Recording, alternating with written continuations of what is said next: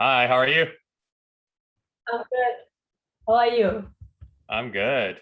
Yeah, nice to meet you. Nice to meet you too. It was so interesting to have you on the podcast actually because you were working in the pharmacy before, right?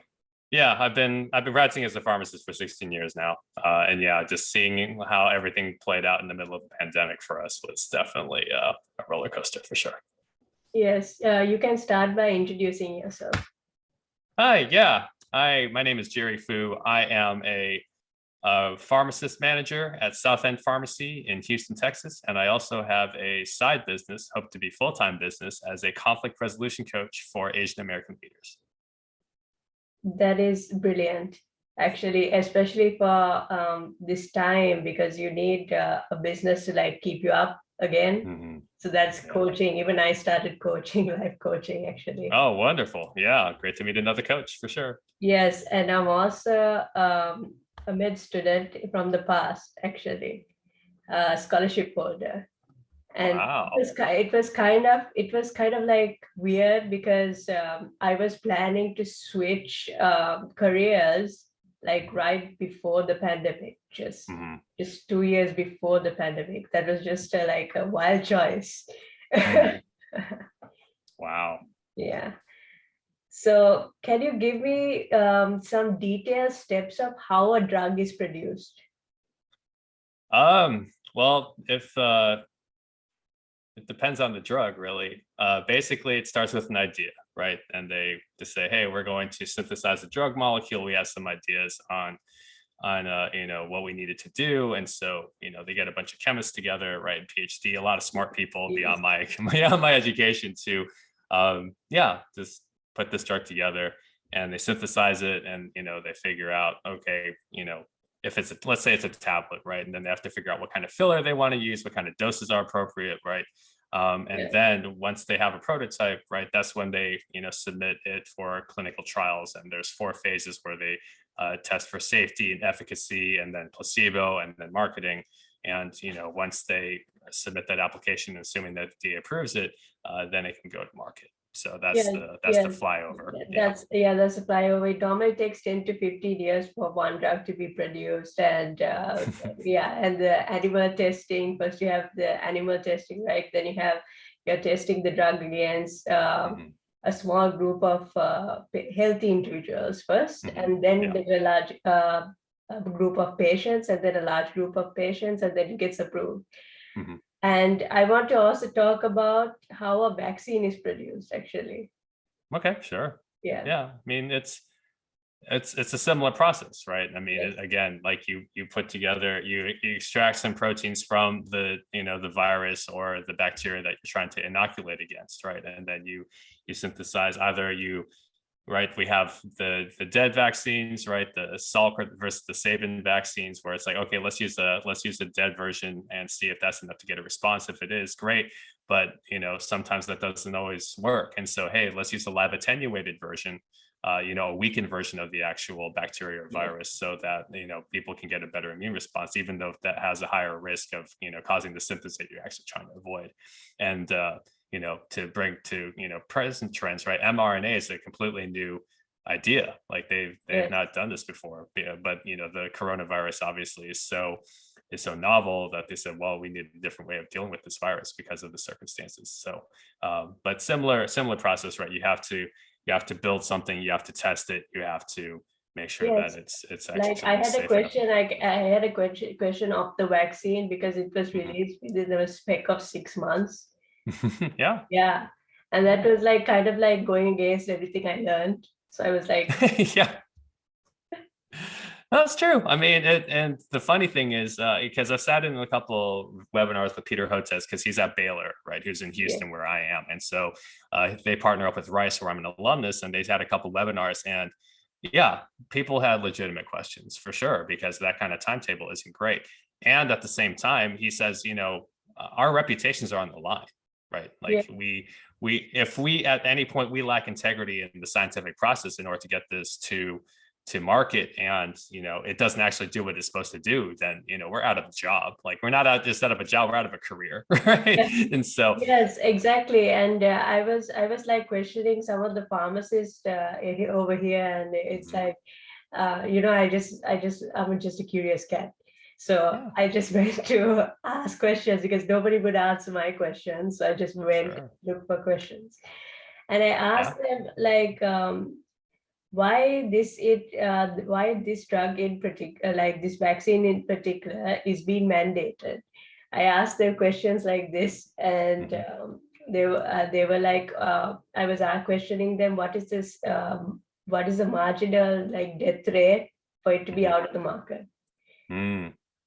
Yeah. No, I mean, yeah, it's a great question, because there's the thing that I'll tell people about is just that the process itself isn't great. Like, it's like, because I think about like Vioxx, right? The NSAID, the COX-2 inhibitor, like, everything was cleared by the FDA, and then it caused strokes, and then they're like, okay, nope, we better take that off the market, right? And so same thing with the Johnson & Johnson version of the vaccine, right? They said, oh, there's a small percentage that have blood clots. Oh shoot, we gotta ratchet this back. And you have to take it one of two ways, right? One is that if they honestly did the best they could, and that there are unforeseen things that no one can realistically control, then you just have to. I mean, it's tough when human lives are at stake, but you have to give some level of grace, because they're honestly trying to get a Yeah. solution on the Solution. market. Yes. And at the same time, if there's like an underhanded money involved, right, where like, these companies are just basically fabricating their own trials to justify the clinical evidence that they can easily manipulate, okay, no, now I have a problem, right?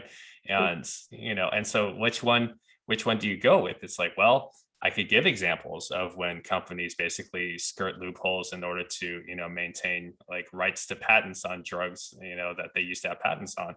But with the vaccine, honestly, I think any company would realize, if our product does not work, like, no one will respect us ever again.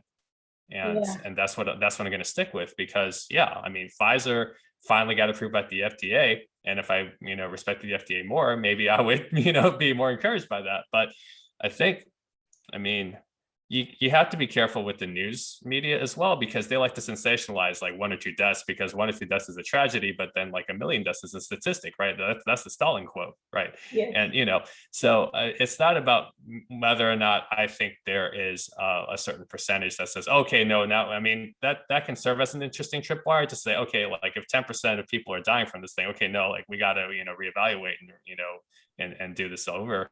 But it's more about, okay, is there a trend that we need to look at, right? I mean, because that's all the trials are based on. Is there a statistically significant trend, whether it's like symptoms or improvement, things like that? And as long as we can assure that it's done by a party that has no financial stake in the evaluation process, we just have to trust that any like aberrations we see are incidental, and not being disregarded or ignored. Yeah, what about the stats? I was also questioning about the stats because it's been exaggerated, I think. Mm, Yeah, so I yeah. can't trust it that much because even in my real life situations, like I had people I knew that were dying from an accident or dying from like diabetes, but they would be labeled as death of COVID-19, and then I would find that wrong, and then I would go and question it. Well, here's the thing, right? Yeah. Like, what did they gain by mislabeling the diagnosis, right? Like, if someone didn't actually die of COVID, how does this help the situation by saying, well, they died of COVID, right? I think it's Because to exaggerate the situation so that the fear can be accelerated in the for the public, so they actually opt for the only solution that is left, which is the vaccine. maybe, I mean, it's obviously not working here in the US. I can assure you that. There are plenty of people, it doesn't matter how much you scare them, like, they're not going to get the vaccine. And I mean, even I even have a technician, like, it doesn't matter how much empirical evidence I throw out there. It doesn't matter that, I'm friends with one of the head infectious disease doctors at MD Anderson, and he is saying, yeah, it is in everyone's best interest to get vaccinated, because even if you get Delta, like, having the vaccine is still better than not having the vaccine. But people still keep hanging on to, no, I just don't trust it. And it's like, well, that's your decision. And yeah, I can't Yeah. force that.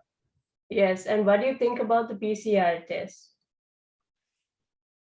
You know, I have a lot of It's questions for like, no, it's fine. I mean, I'll answer them to the best of my ability, sure. yeah, But I mean, it's like any test, right? I mean, like because we did rapid antigen testing at our pharmacy at one point, and and then they found no, that's not reliable. And even after my technician had to be quarantined, and they made me get tested for contact tracing when my roommate got COVID, and they're like, well, don't just go with a rapid antigen test; you have to get a PCR. And then we find out later, no, PCRs, didn't do anything. And it's like, okay, like there's just so much evidence out there. Like, what conclusion are you going to reach? So, um, I guess the simple stance, and just thinking this out loud with you, is just to say, look, if this is additional evidence in addition to the antigen test that assures you that you are actually negative, then great. If it's enough to establish a prerequisite so that people can be at ease and certain that you do not have this disease, sure. Does it define it? No. Every test will have a disclaimer saying, we can't guarantee the accuracy of this test. And it's like, yeah, okay, so what are we paying for? But if you're just paying for peace of mind, great. Because I yeah, just finished it's a book actually called Predictably Irrational that talks about how doctors actually leverage the placebo effect on a regular basis, right? yes, Like a patient will go in, hey, I have a cold, and the doctor will think, oh, it's viral, which means that I shouldn't give them anything. They should go home and rest and have fluids, but they'll give them a Z-Pack because that's what they think will help them. So or probably antibiotics. yeah, yeah, that's all over the place. So Yes. anyway. Yeah, that's the issue that's going on, and I was thinking that for those who have like similar symptoms of the COVID, like maybe a cold, a flu, Mhm. and one person said that her daughter needed a cochlea a transplant, Oh, and geez. yeah, and she can't just go because she has like a phlegmy kind of she was born with kind of like these flu-like symptoms, like phlegmy symptoms in her throat. So like she was afraid that she would be tested positive for COVID Oh, PCR. geez. Jeez. No, I mean, but that's just it. Like, I remember I was in a restaurant one time with a mask and I was coughing because I have congestion, on a regular basis. And then I noticed that some people actually asked the waiters if they could like relocate because they're just like, oh, he's Asian and he's coughing. He might have COVID. And it's like, okay, fine. There's a lot of discrimination is happening during this time, isn't it? Mhm. No, absolutely. Yeah. I mean, there all sorts of hate crimes have been going on. And even before this, like I had a conversation recently with a guy who asked me, is it really that bad? And it's like, yeah, it is. Like you have, part of American history includes an act called the Chinese Exclusion Act, just because, no one was actually hurt or killed, when this legislation was passed doesn't make it okay. Right. Yeah, and So we yeah. should actually teach that because like nobody knows about the Asian American history. Nobody Mhm. knows about the gay history. That they just know about the Black history, and that's the only Yeah. history that's actually relevant in courts. Hmm. Apparently, Yeah. Well, it's not if fair. it's that, if the crimes against them got so bad that you can't ignore them, then yes, they should, they should get first chance to have their own history month, right? But, yeah, at some point you realize, oh, this isn't just exclusive to them. Like everybody experiences discrimination. Yes, So but yeah. like, do you think that every situation that happens in the world, like maybe the pandemic, somebody has to blame something or point the finger on somebody else? Well, I mean, that's the easy response. I mean, they don't Yeah. have to, and it doesn't, I'm not sure how much it helps. Like on one hand, true, like identify the root issue. But the bigger question is, what are you actually going to do about it, right? And one of our classic coaching questions, what's the next action? So what if they, have this thing? Like, are you actually going to get on the phone and lobby to, your local, politicians to actually do something to change it? Or are you just content just to complain and say, well, I'm more enlightened than the rest of you, and I'm just going to be indignant? Yeah, like I sometimes I feel this happens like inequality. This sort of situation kind of happens in the US where at the start of the pandemic there was a lot of unemployment, and the most people who were affected were Asian Americans. Yeah, I mean, I saw it firsthand. Just a lot of businesses closed down. I saw restaurants closed down. You know, I've I'm looking up a restaurant, in part of Houston for some Korean food, and it turns out like he was getting low ratings because like his staff has been decimated by COVID. It's just kind of like, it's just compounded problems, and everyone else would normally like this restaurant and be happy with this guy's service, except that a pandemic took away his staff, and now he might have to close down. So yeah, I mean, I hate to think that the news will only highlight what's like interesting or financially beneficial to them, but I mean, we're all affected by it. So yeah, it is unfortunate that for better or worse some Asians are getting more attention than others, but if it's enough to leverage to actually do something about it, yeah, fine, let's find a solution for sure. Yes, because I found like stats, and I was like, the Asian American stat was not split into females and males. And I was like, what is this? Mm-hmm. Yeah, I mean, you see it on both sides, right? Like we joke about this, I think, with some friends where they say, hey, if you're in Malaysia or if you're in China, and then they'll start to distinguish, hey, there's Vietnamese, there's Korean, there's, Laotian, there's, Indonesian, right? And then if you're a white guy there, they're just white. But then if you go to Europe, right, they're like, well, there's German, there's Belgian, there's Swiss, there's, Swedish, but if you're Asian, you're just Asian. So yeah, Yeah. apparently if they just want to lump us, fine. Yeah, it's like it's all not the first together. time. And apparently we look the same, apparently. And then we are like, we just come under one category. And I was like, okay, Black people have males and females, the white people have males and females. Why was it not significant enough for you to like kind of distinguish both male and female in the Asian community? Was that not relevant? Apparently not enough, right? There aren't enough of them. We didn't get enough of a sample size, so we just have to lump them together to actually get a statistically critical mass sum in order to make this count. So I guess it's teamwork in a way, right? Yeah, it's this is funny actually. It's a joke because it's like what, we're aliens now. Yeah. Yeah. I mean, I was watching a show called Warrior based off Bruce Lee writings, and they have one of the commentaries said, the U.S. Was built by immigrants, which has a complicated relationship with immigrants, because it's like these immigrants, it's okay for them to come over here and have a better life, but as soon as other immigrants have the same idea that aren't in your same tribe, all of a sudden, oh, they're taking away from what we've worked towards. So no, we can't let them have the same opportunities we do. Right. Yeah. So you look like, I don't know if your background looks like you're in the middle of you're inside an aircraft or airplane. This is my bedroom. Like that. Yeah. Okay. Okay, and I want to talk about your coaching as well. As a Sure. You're a leadership coach, right? Yeah, and a focusing on conflict resolution. But yes, I am certified as a leadership coach. Okay. Yeah. What do you think is the main problem with CEOs in general? Yeah. Oh, that's a good question. I might be a CEO in the future. No, it's fine. I better tread lightly then. Yes. No, I think it's losing sight of the entire organization from top to bottom, right? Because basically, right, when you get a bird's eye view, right, and you're not taking time to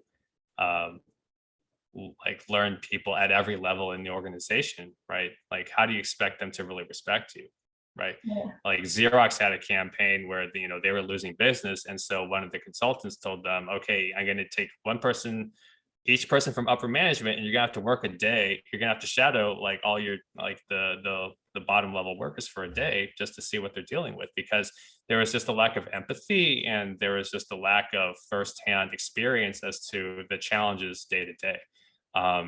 Because that's what happens with a lot. Like when I worked for a chain pharmacy, their corporate business development department was so far removed from what was going on in the pharmacy day to day, and they would have us implement these programs that like were terribly executed because they didn't actually think about, okay, like how does this theory translate into the practical?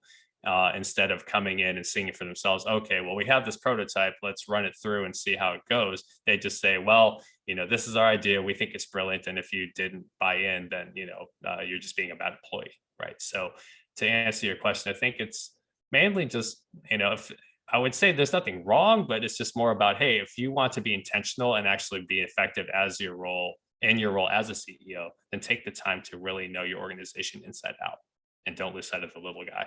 Yeah, so this is most likely for an organization that is like hierarchical structure, right? Yeah. Yeah, it's better to have a decentralized kind of work like organization.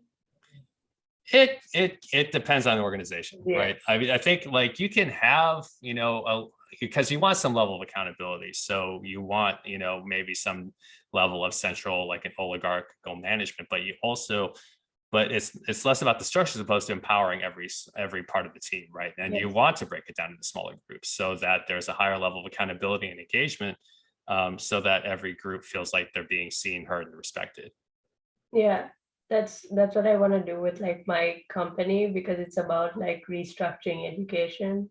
Mhm. So I kind of want it not to be hierarchical. I want it to Yeah. be decentralized. So I get to know all my employees and like get to know like where they're coming from, how Mhm. like all like, their mentality, how it works. Good. Yeah, if they are stressed out individuals, or I feel like I have the responsibility to know that as a CEO, and Yeah. that's where I'm getting at. Awesome. Yeah, I'm excited for you. So this is kind of like a new step, in a new path actually for me. Mhm. Okay. Congratulations. Yeah, I'm excited for you. Okay, so during this pandemic, what are the Mhm. main issues leaders go through? Yeah, great question.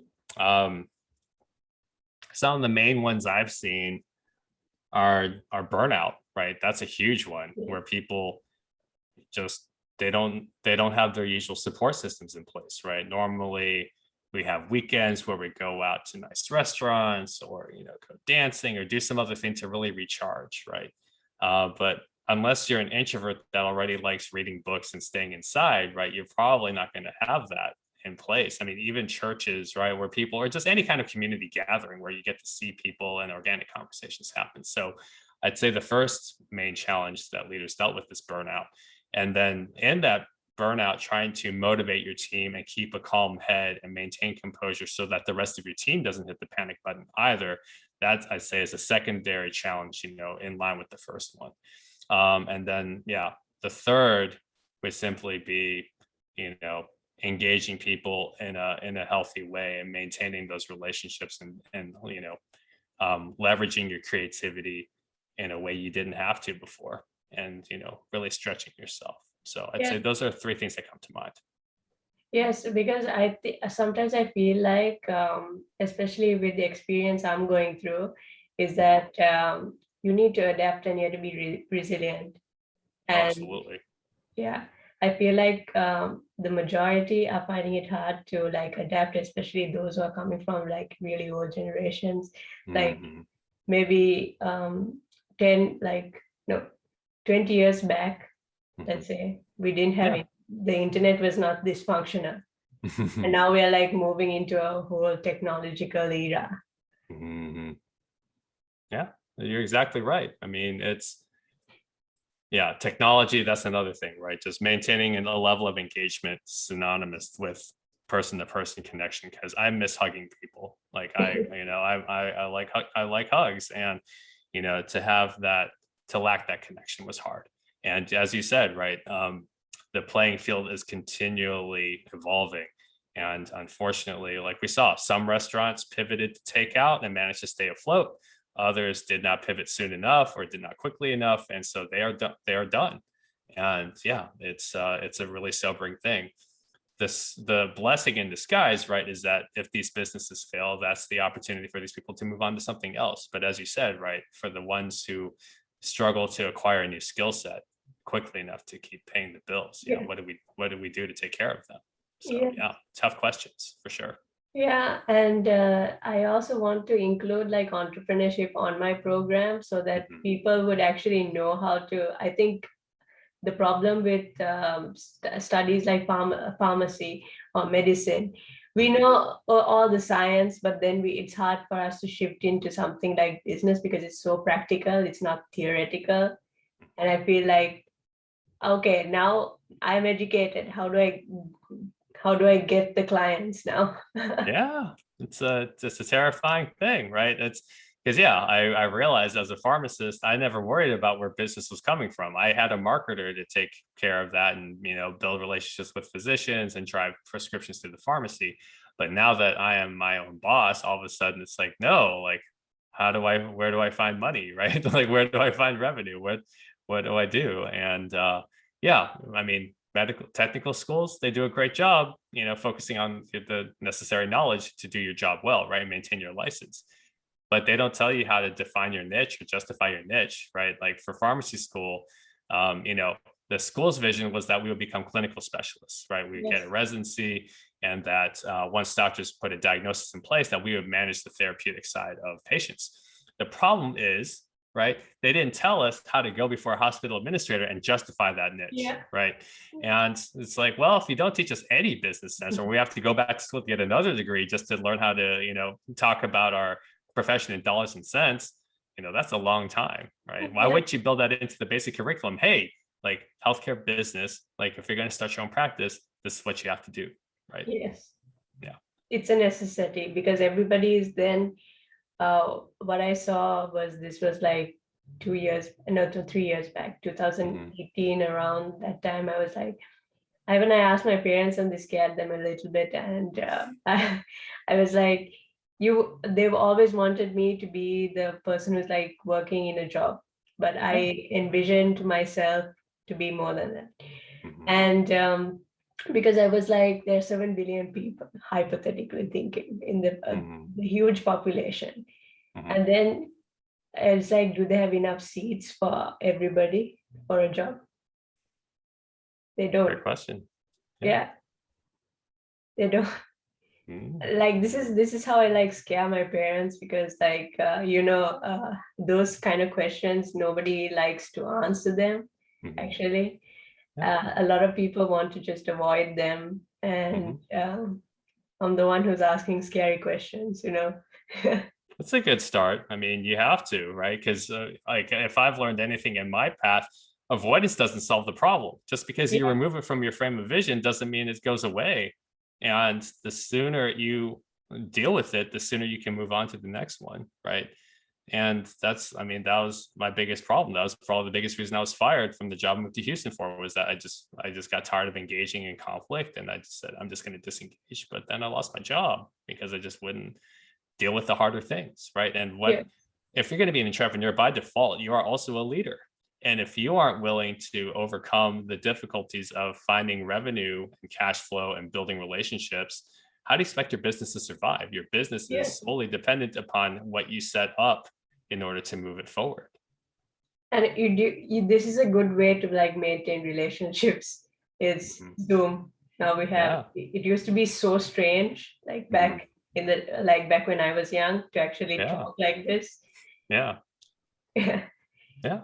And now we have gone accustomed to actually do these kind of new innovative things and establish relationships through like these apps called like Zoom, Skype, Mhm. everything, to have Yeah. like these type of discussions and sort of allow many people in the world kind of see a bird's eye view of the entire situation that's actually happening. Yeah. It's a beautiful thing to watch, as much as we don't try to burn ourselves out on screen Um, time for sure. yeah, But I mean, I've met so many great people like in New Zealand or Australia or Europe that I wouldn't have met otherwise had I not taken the time out, realizing, hey, you know what? If I can't see anybody locally, well, who can I meet virtually? And some companies have capitalized on that. So yeah, grateful for that for sure. yes, and what are the main concerns of employees? And the difference between employees and leaders? Okay. Yeah, that's a good question. I think employees, from what I've gathered in my time in pharmacy management, is they want to know that they're taken care of, right? They want to be reassured, yes, I will have a steady paycheck, I will have benefits, I will be able to take care of myself and the people around me. Because all the technicians I employ are mothers, right? So Yeah. they're counting on that, because now it's not just their countenance at stake. Like, they have kids they have to feed, they have to, buy school supplies, they have to do all these things, right? And so I think, to build on that, though, it's not just enough to feel like they're taken care of. I think they want to do work that's meaningful, right? Dan Pink, in his book Drive, talks about, hey, how do you really motivate employees? What are they looking for, right? You can involve Maslow's hierarchy if you want, but I mean, that's basically it, right? So some combination of, do you meet my basic needs? Yes. Okay. Need a steady paycheck, but I also want to do work that is going to actually make a difference. And so in healthcare, that's not hard to make that connection, right? To say, hey, look, we are taking care of patients, and we're doing it in an environment that's going to set you up to succeed. So leaders, I think, need a lot of encouragement, right? They need to have that reassurance that no matter what happens, that they are going to improve, and that they're going to be able to respond well to the challenges that come up with leadership. If you're a follower, yeah, I think what they need is, they want clarity, right? They want encouragement and reassurance as well, to say, hey, look, my leader believes in me, and he's going to equip me and encourage me well, so I can do my part to make the company move forward. Yes, and sometimes I feel like some of the employees, they come to a job not knowing that whether this is what they want exactly. Because I feel like when they come there, they're actually unhappy, and it's like they feel unfulfilled in some way. Yeah, yeah, and it's, you have to, examine the journey as to how they got there to begin with, right? Yes. Because like, for some technicians, right, maybe they became moms at a young age, whether intentionally or not, and now, they don't have time to go back to school, and so they have to take what jobs are available, whether it's as like a medical assistant, or a pharmacy technician, that that's what's available for their level of education. And so they're almost inherently unhappy with the job, right? Because Yeah. there's only so much they can do. But in light of recent literature, like designing your work life and things like that, I mean, to give them opportunities to make, design a position that they would enjoy, like letting them focus on the tasks that they're really excited about, or that they enjoy more than what they don't. There's still some degree of design there, and ownership that would still increase their level of job satisfaction. So yeah, it's more about, hey, get creative with what you have now, and Yeah. like, you'll have a better chance at actually enjoying what you do, and even if it's just temporary. Yeah, and some people like they have this particular, like I would say, time level to actually figure that out. Some people do it faster, some people figure it out later in their lives. And how would you say that uh, some people are really focused on it or should be focused on it? It's a good question. I think, given the design thinking, what I appreciated most about that, when I started to incorporate into my own life, was that design is an iterative process, right? Like, what worked for you 5 years ago may not be what works for you now, and what works for you now, I can't guarantee will work, 5 years from now, for 10 years from now, right?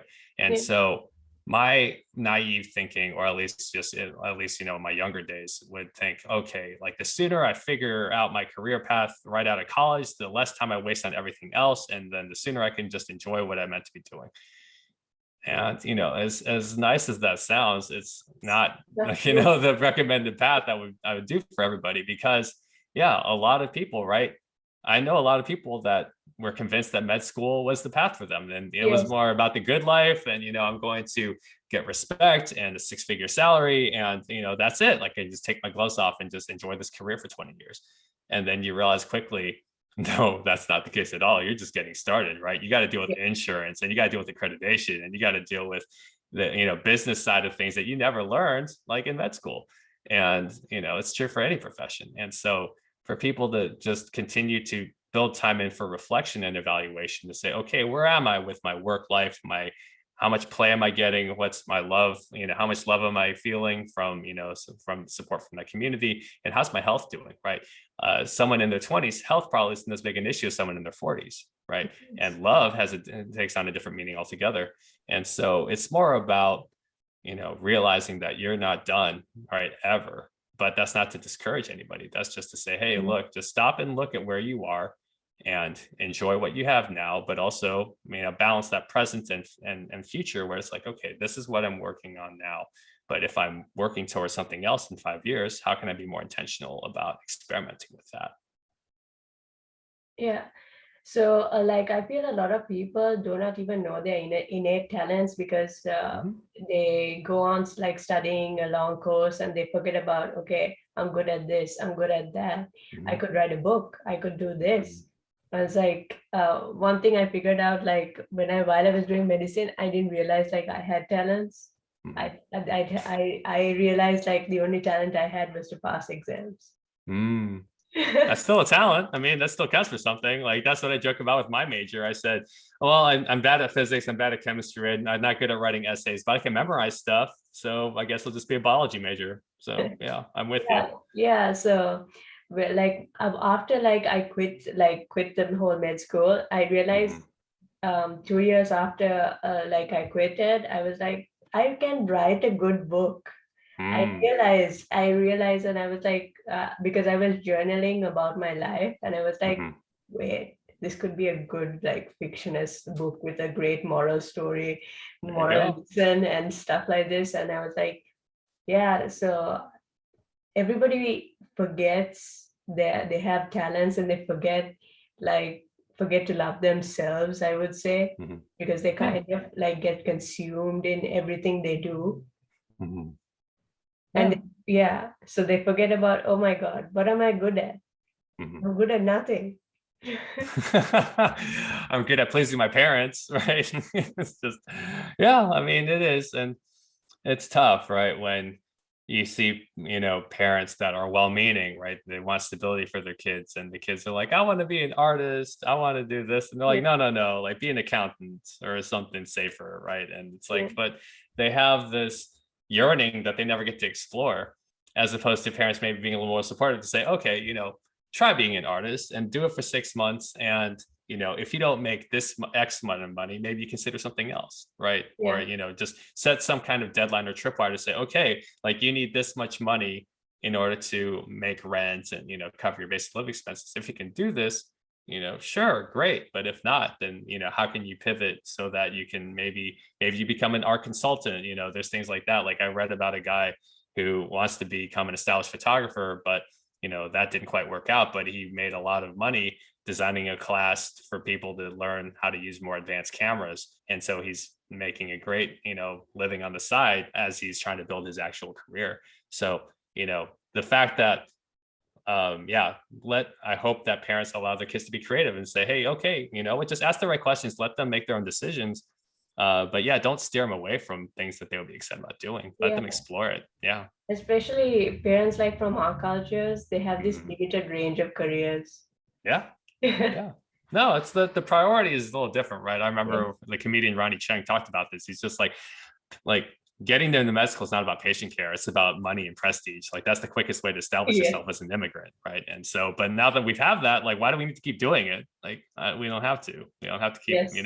yeah. So anyway. But like every country should actually like actually treat immigrants well because we are like we have more ideas kind of like, and we could bring some sort of a gift for the country as well. No, absolutely. Yeah. I mean, But it's so the ironic that immigrants are treated badly, well, badly yeah. in some countries. Yeah, because they're seen as a threat, right? Instead of saying, hey, these people come from a different perspective, they can offer fresh eyes, maybe they have some ideas, right? If they're going to come over here, then yeah, let's make sure that they contribute well in ways that maybe we not didn't even expect, right? It becomes a collaborative effort. Yeah. But yeah, too often people have a scarcity mindset, right? And I'm sure people wonder what that is. And it's like, well, if you think it's a fixed amount of resources that have to go, and like someone else taking more means you're getting less, but a lot of people think that way. instead of thinking, well, you know what, maybe if we get creative, maybe there's a way for everybody to win. Yeah. So yeah. Yeah, that's what I thought when I was like opening the business. I was like, if you're going to do it, if you're going to do a business, I want to do it my way, because everybody's like kind of kind of tearing each other apart sometimes when Mhm. they make their own businesses and they get jealous of one another and try to take one another off because of the competition in the market. Mhm. And I'm like, hey, wait, we don't have to do any of that. We can be so collaborative and we can have a peaceful community in this world, but like nobody thinks in the same way, or nobody sees the entire picture that way. Yeah, I mean, it's, on one hand, right, there is such thing as market share, right? And like, Yes. like soft soap did a great job, buying out all these small plastic bottles so that bigger competitors couldn't overtake them because they couldn't buy, all because soap bought all the supplies, right? And so it was smart of them to say, hey, we have to protect ourselves and we're going to protect our market share, right? At the same time, yeah, you have to be ready to pivot, and that's the mark of any truly successful entrepreneur, right? Say, okay, I have an idea, I'm going to try to make money, but if I can't, right, or if it doesn't work out the way, okay, let me flip to something that that will make money, right? And there's a lot of pride there that you have to overcome, right? Because like PayPal is a great example. PayPal, their original vision was to send money electronically securely between handheld devices. And then eBay users kept saying, hey, we want to use your website in order to, for our transactions. Then they're like, no, that wasn't the original intention. But there's all this business there. And they say, you know what, we'd be silly to pass up all this business that they're trying to hand to us. So yeah, well, let's go to where the needs are. Right. So yeah, just be ready for that for any entrepreneur. Yes, and I would. What are the problems that you face as a leadership coach? Yeah. I mean, they're all over the place, right? So whether at my day job when people seem to conveniently forget the expectations laid before them, that's a fun one. The other, as a coach, right? Like, how do I build my business? How do I, generate leads? How do I increase my visibility? How do I protect cash flow? So a leadership coach, from the business side, there's two things, right? Number one, how do I continue to improve my craft? That's probably one of Yes. the biggest challenges to deal with, is to say, hey, look, to think that I have my technique down for good and I just need to wait for business to come to me is foolish. So you have to continually work on your craft, because that's part of the ways you stand out, right? And position Yeah. yourself in a crowded marketplace. The other is, okay, what do I know about myself in terms of the business? Because if I don't build the business, it doesn't matter how good a coach I am, right? If I don't have paying Yeah. customers or clients, I'm not going to There's stay so open. much noise in the internet, so if you're not going to make it, Yeah. yeah. Yeah. And so, yeah, you have to learn good sales copy. You have to learn, you know, how to close sales. You have to, increase your visibility and, show how you're different, and what kind of story are you telling. So yeah, leadership coaches all around, whether it's the business side, marketing side, research side, but even as applying those skills and being consistent and showing, hey, I'm actually practicing what I'm preaching, because every day I have to go in and motivate and to communicate with the team to make sure that they don't fall back into bad habits. It's all over the place. So yeah, let's say those are the main ones I see as a leadership coach. Yes, but does this impact your mental health in some way? Of course it does. Every day, you what I did during the pandemic, honestly. So the funny thing is with me is that I started my coaching program at the start of 2020, right? And so halfway through, COVID got big and shut everything down, and so my program went virtual. And so, I saw a lot of the things that you know we had to do for self-care, because they said, hey, everyone should start journaling, everyone should start meditating for like 20-30 minutes a day. Yes. And honestly, if it weren't for those practices, if I hadn't gotten serious about doing those as I was learning them through the coaching program, I probably wouldn't have gotten through the pandemic, because it was hard and it was just, Yeah, like we are yeah. not used to meditating, especially when we come from backgrounds of science. Yeah. Hmm. Yeah. Yeah, Yeah. always constantly studying, and we don't think about ourselves. We Hmm. actually think about actually passing and getting closer to success. No, And absolutely. yeah, and then we forget to like even sleep properly. Probably Yeah, it's 7 to 8 hours, and then meditate. And we never meditated. I don't think we kind of lost track of like praying even, because as a mhm, kid we would like pray. mhm, It doesn't matter which religion we are in. mhm. Like you are Buddhist, right? I'm Christian. Okay. Yeah, but I So, grew up in a Buddhist background. Yeah. yeah. And yeah, so I used to pray and stuff. And as soon as I got into the science path, I was Mhm. like, I was losing everything. Like I was losing it. I was like, I'm not even taking care of myself. I'm just sacrificing a lot to get there to success. Mhm. Yeah. And what is that success, right? Just, Yes. bigger bills, bigger liability, what, and then to see friends that I know who successfully get into med school, become radiologists, like really competitive specialties, married with kids, and they're like, this, I didn't know it was going to be this hard, right? To Yeah. juggle everything and all the life stress on top of family expectations, things Yeah. like that. So yeah, just Yeah. what we do. Like I used to see like one of my friends in med school, and they were having kids also. I was like, I don't know how you're doing this. Like, how are you doing this? Yeah. Necessity sometimes dictates a lot. Like I know a guy, yeah, like he has like married with 4 kids, had a full-time petroleum job, and he finished his MBA like, during night and weekend school. I don't know how he kept his marriage together, honestly, like, with everything going on. Yeah, those are really cool people. Like, Yeah. do they meditate? Do I meditate? Yeah, 20 minutes a day. No, do they meditate? Meditate? That's a good question. I don't know. Yeah. I don't know where they find time. If you do, it'd have to be at 4 a.m. in the morning before the rest of the family wakes up for sure. Yeah, and then yeah, and they must be not sleeping at all, like Yeah, I don't know when they would. Yeah, you have kids around. Like, good luck. vampires. Yeah, yeah. No, it's a juggling act for sure, but I'm always amazed that people say, you know what, if this is the circumstances, I have to find a way forward, and so I can respect that for sure.